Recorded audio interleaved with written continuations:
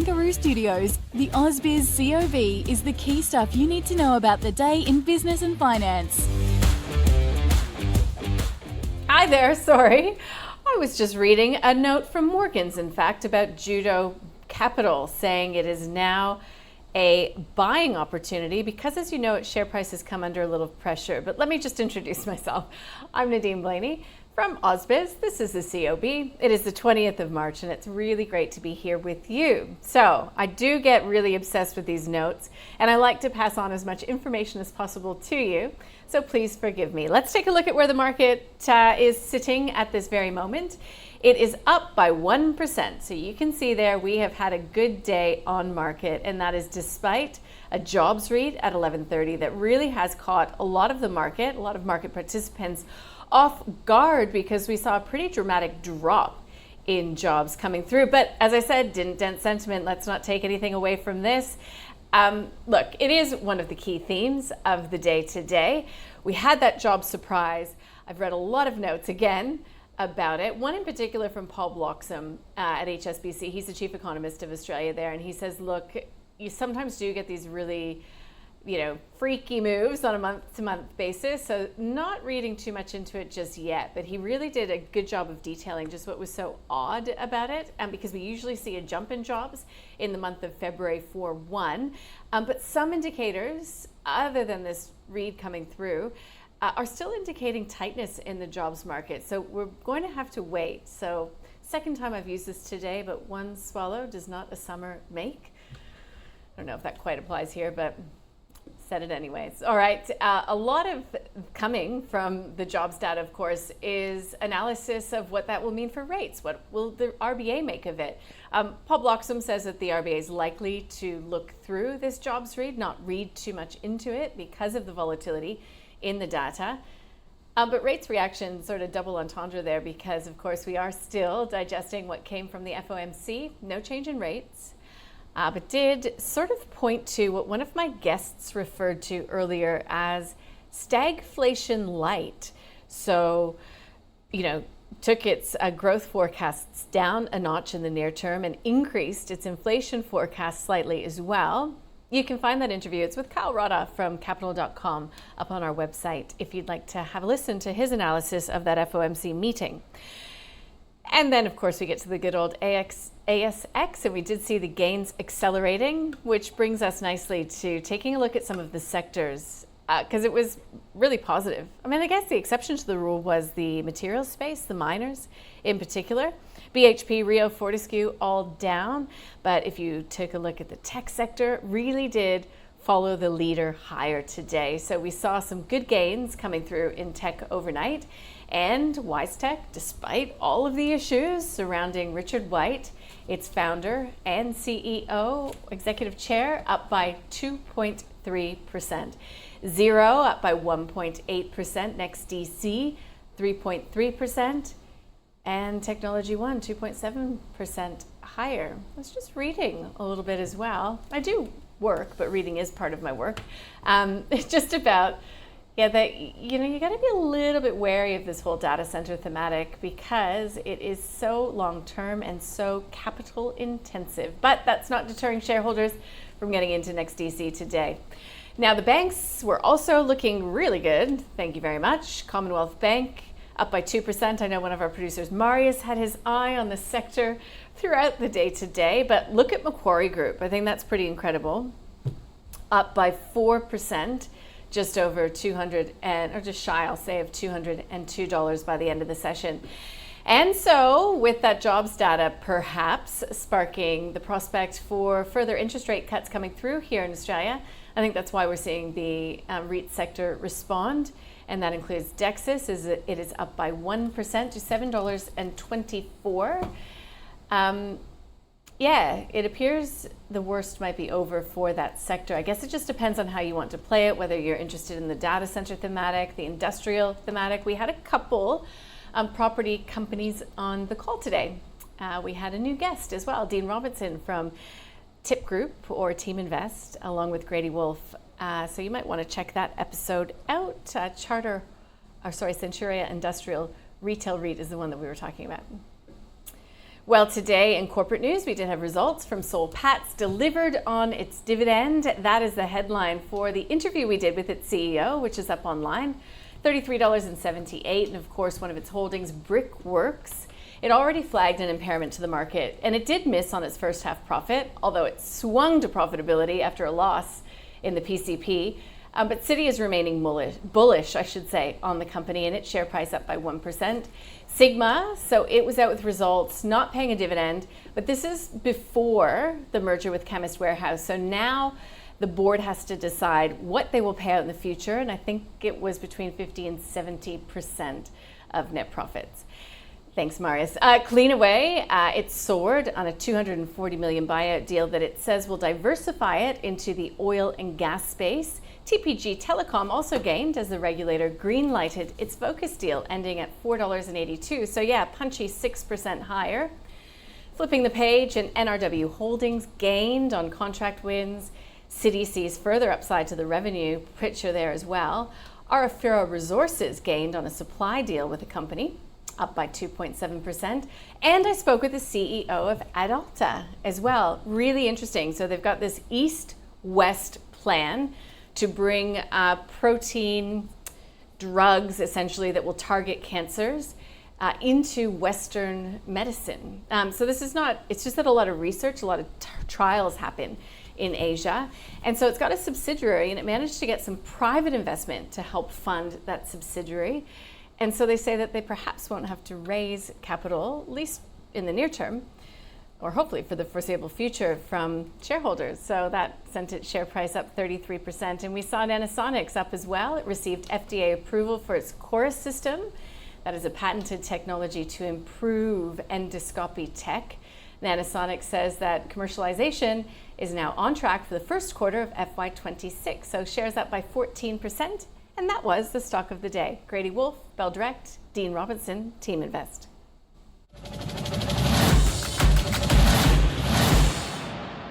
Today it was a really good result. I expect some outlook to go up for this company. Also, we're expecting OPEX to increase over the next few years simply because of this product launch. They've got to get it out to market now. They do have the footprint in the US and obviously Australia as well for distribution of this product, but again, it's going to take a bit to get it to market and through the market now. So you're happy with that hold rating? Happy with the hold rating for now. I think when you take our filters and run across, it doesn't pass for us because of return on capital, return on equity, and also the instability in the earnings per share. But to their credit, they've got this FDA approval, the de novo approval, and that'll give them a great head run into the future. And I think that's really important. And it's exciting news for the company. And I think we've got to sit back and watch this space and see if they can turn our metrics around.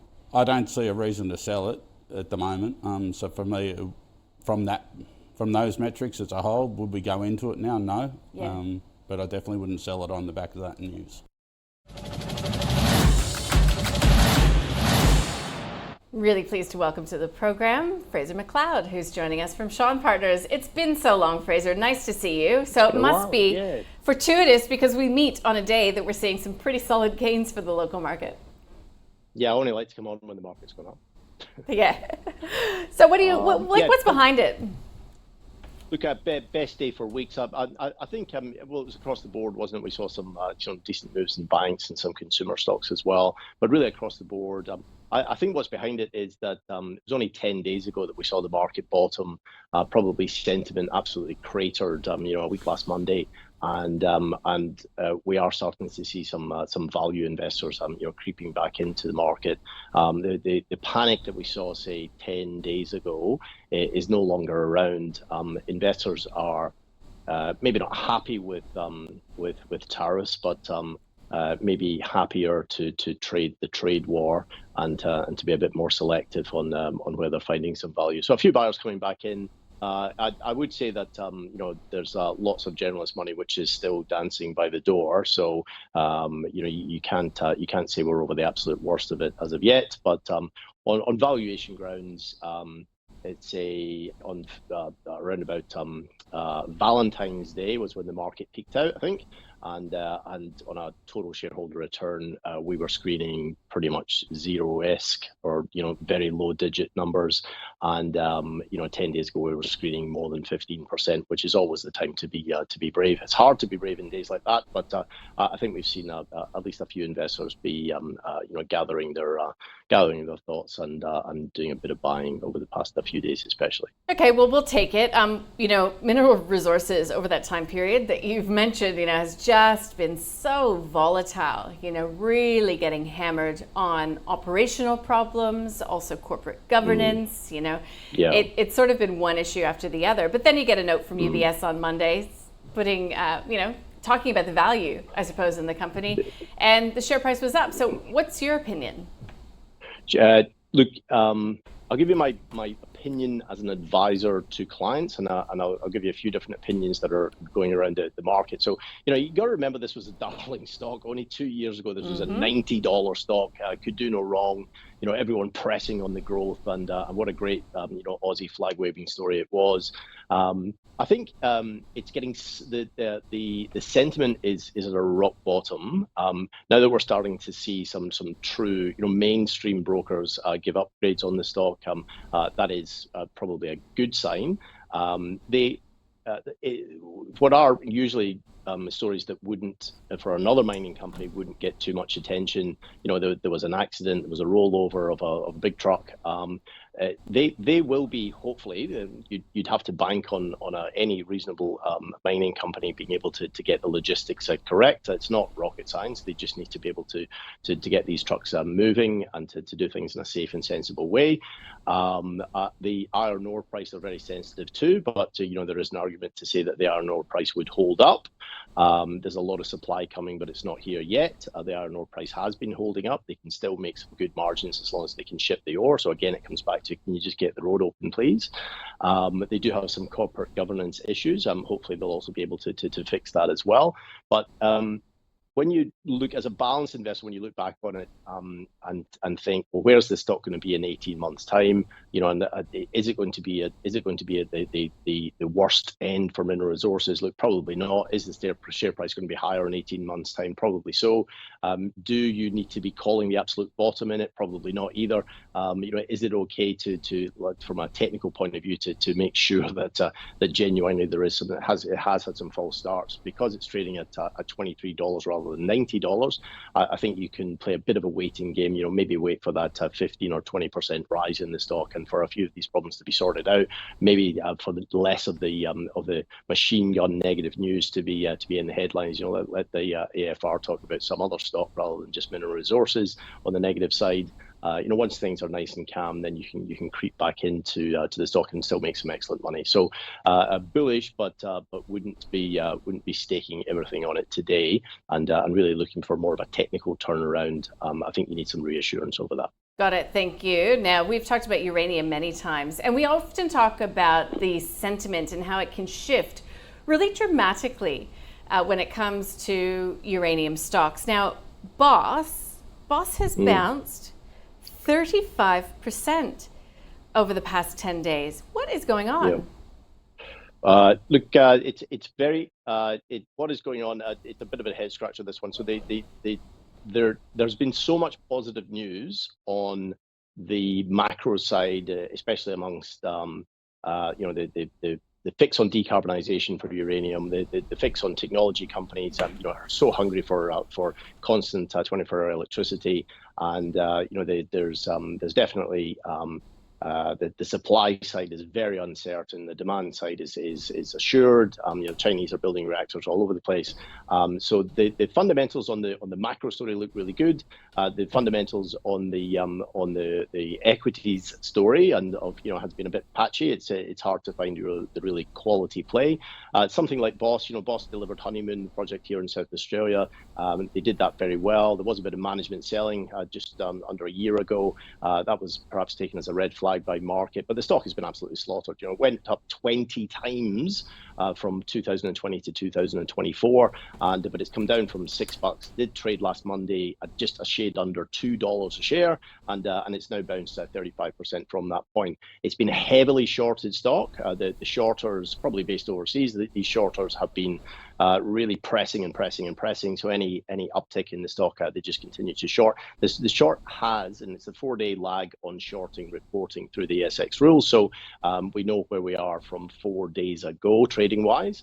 But the shorters, even 4 days ago, after the stock had, say, a 20% bounce from last Monday, the shorters were still increasing. So the short position in Boss Energy is 23%. It's the biggest shorted stock, the most shorted stock by percentage terms on our market. So a bit of a head scratcher on that one. The next week will be so interesting because we will start to see, after around about an 8% rise today, if I was to call it, I would say that we are starting with probably the shorters have made their money. It's very hard incrementally to make more money. Pretty much all the borrow's gone in the stock anyway, and it looks like the shorters are done for now. And especially after a rise like today, perhaps these shorters are now finally starting to cash in their profits and buy back in, and that would be good news to those who are wishing to be able to top up on the long side. So, amazing business for the future. They've made some great moves. Management has made some fabulous moves on the stock in terms of what they've been able to deliver for shareholders. But gee, the equity share price has been through the mill, and be interesting over the next few days. We'll get to see. You must have a tough stomach there, Fraser. Look, we're out of time. I've got to go, but thank you so much for joining us today. Nice to see you. Take care. Thank you. Bye. Okay, let's take a look at market leaders very quickly. And we've got Clarity Pharmaceuticals. Again, that's a volatile one. Mesoblast. There's Bosch, which we were just talking with Fraser about, up by a further 6.8% today. TPG on that green light from the ACCC, and Audinate up by 5.25% to $6.61. But we are seeing some pressure coming through on, I mentioned Judo Bank, down by 6.2%, but we do have Morgans now calling it a buy. Aspire, mining was looking pretty good. They're in the small cap space. It's okay. We'll just move on from that. Pilbara is one of the companies we mentioned to end the call today. Where are we going next? We'll go to the leaders in the small to mid cap space. There you go. Findy coming out of a placement and did really well off the back of that. Decider AI Industries. I don't know about the news, but I've got to call that company because I see them advertised around. I want to find out what they do. Up by 12, close to 13%. Ioneer down by 8.8%, and Antares Technologies off by 14% to $9.84. Okay, what's on tonight? We get the Bank of England interest rate decision expected to hold at 4.5%. Existing home sales. Now, they could fall by 4%. We're seeing some pain in the U.S. housing market. Now, tomorrow here, we get the New Zealand trade balance. We get some data coming from Japan, and Latitude Viva Life Sciences are trading ex-div. That's all we have time for today, but we are watching this local market finishing well into positive territory, up by 1%. Nice to see. Remaining steady into the close. The S&P ASX 200 up by about that much. Listen, you can catch up with any of the interviews you may have missed throughout the day online, ausbiz.com.au, and we'll see you tomorrow.